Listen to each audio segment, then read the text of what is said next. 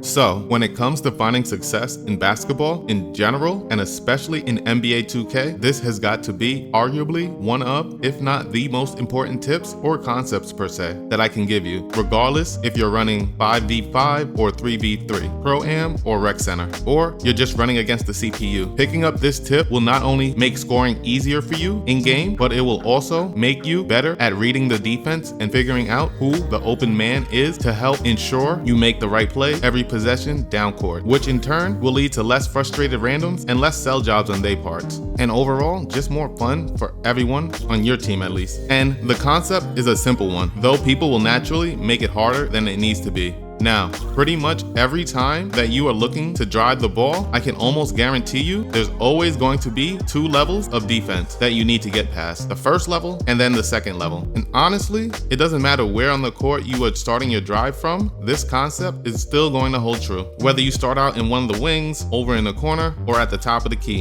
While the reads may be a bit different, the concept is still going to hold true irregardless. You are always going to have yourself a first level of defense, which is usually, but not always, a wing player that you have to navigate, and then behind that you'll run into that second level of the defense. Oftentimes, but again not always, this is going to be a big that you're going to definitely want to be mindful of, because from my experience, a lot of folks are able to get past the first level, but when they get down to that second one, they are usually selling the bag, passing when they should be taking it, and taking it when they definitely should be passing it. I mean, let's be honest with ourselves here for a second. No matter the build being used, most folks think that they are him and are looking to be shot creators. They want to be a threat off the dribble. Shit, you even got some bigs out here trying to be creators, Wembanyama style, with the rock. Well, let me tell you something. Understanding this concept is going to help you to make that smart and right decision every time. So firstly, let's begin with drives from the top of the key. And that's probably going to be easiest read of them all to make. Now, first things first, before you even begin your drive, and regardless of where you're starting from, you are going to want to scan the court and kind of get an idea of where everyone is stationed. You can even pull up your icons real fast just so you see where each button is positioned on the court before starting your drive. I recommend doing this for two reasons. One, as we just spoke about, to get a lay of the land and see who's where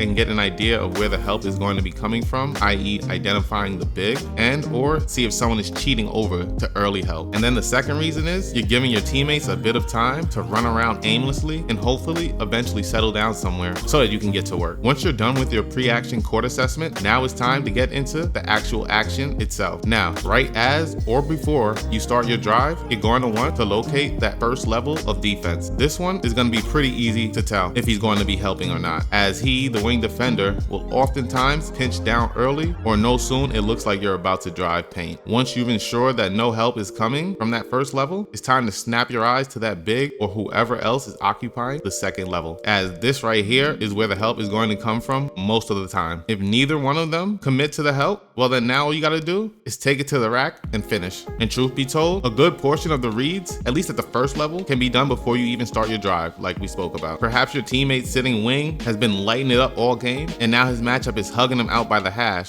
Then that right there is a telltale sign that the first level is clear for you to drive by. Now, the second level is definitely going to be a bit harder to read, as now you're gonna have two and sometimes even three defenders that you have to be on the watch for. And if you run solos, even a bit, I know you see it all the time, where dudes get past that first level easily and goes up for a dunk attempt against a whole other team minus their primary defender that they beat. Meanwhile, sitting wide open at the three is the whole rest of their teammates. But if they had read the court better, it would be an easy assist every time. This is why you have got to keep your eyes up scanning the court at all times, because most of the time, these reads are being made in a split second. Like take baby Vince Carter we were just talking about. I'm sure when he first got past his defender, his eyes lit up as he saw a wide open space, and that's it. But if he had taken the time to scan the floor before smashing down on that dunk button, he would have seen both corners and wing defenders was in the process of collapsing and would without a shadow of a doubt meet him in the paint. Once you become a bit more familiar with this concept, it can and will give you mad confidence because you know what to expect when you're out there. If that first level defender doesn't commit to helping, then you keep on driving. Now, once you get to that second level, it will be a bit harder of a read, but at the end of the day, it's the same as the first level. If no one commits to helping, then you finish that damn sucker with authority. Now, in these next next couple of clips that you're gonna see on screen, I wanna show you how the levels look from the different areas of the court, specifically the wing and the corner. And as you can see, for the most part, everything is still going to look the same. There's still going to be 2 levels to the defense, just where the help is coming from is different, but the concept's still gonna hold true. Listen here, this is not rocket science, y'all. Super simple. If you're driving and the first level defender is moving into position to help, pass the rock. Then it's on your teammates to drive, shoot, or kick it. And we just gotta hope and pray they make the right decision.